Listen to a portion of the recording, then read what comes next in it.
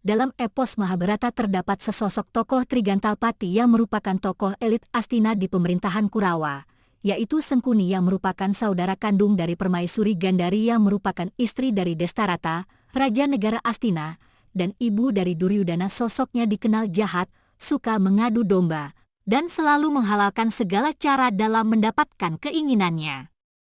Sengkuni atau Sangkuni atau Sangkuning atau Saubala merupakan personifikasi dari Dwapara Yuga, yaitu masa kekacauan di muka bumi, pendahulu zaman kegelapan atau Kali Yuga. Sengkuni terkenal tindak kejahatan dengan kerap menyusun rencana licik yang menghalalkan segala cara. Terciptanya perang saudara antara Pandawa dan Kurawa yang dikenal dengan Baratayuda juga merupakan andil dari Sengkuni. Karakter Sengkuni hampir selalu muncul dalam dunia politik untuk perebutan kekuasaan. Tidak hanya Pandawa, Kerajaan Majapahit juga pernah diguncang prahara disebabkan oleh sosok Sengkuni bernama Mahapati. Dengan hasutannya memicu pemberontakan di masa awal kepemimpinan Raden Wijaya sehingga terjadi perlawanan dengan Ranggalawe, Kebo Anabrang, Lembu Sora, dan Nambi yang notabene keempatnya merupakan sahabat Raden Wijaya.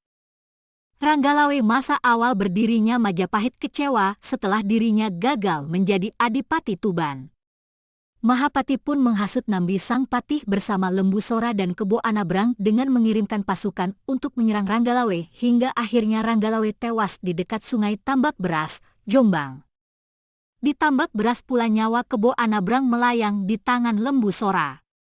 Lalu Mahapati menebar fitnah bahwa Lembu Sora adalah pemberontak yang pantas dihukum mati. Terjadilah pertempuran hingga akhirnya Lembu Sora dan para pengikutnya tewas di tangan pasukan Majapahit yang dipimpin Nambi. Kemudian Mahapati menebar isu kembali saat Nambi kembali ke Lumajang untuk menengok ayahnya yang sakit. Jayanegara sang Raja Majapahit saat itu mengirim pasukan. Nambi pun tewas meskipun sempat membangun benteng pertahanan di Lumajang. Mahapati pun akhirnya berhasil mendapatkan posisi patih di kerajaan Majapahit. Kisah Mahapati dan Sengkuni ini mirip kalajengking yang culas dan licik. Ada sebuah kisah fabel yang menceritakan keluguan seekor katak yang mati akibat kalajengking. Kisah dimulai saat katak di tepi sungai dimintai tolong oleh kalajengking untuk diseberangkan dari sungai karena kalajengking tidak bisa berenang. Namun katak ragu karena khawatir dan takut kalajengking akan menyengat katak. Kalajengking berjanji tidak akan menyengat karena tujuannya hanya ingin menyeberang.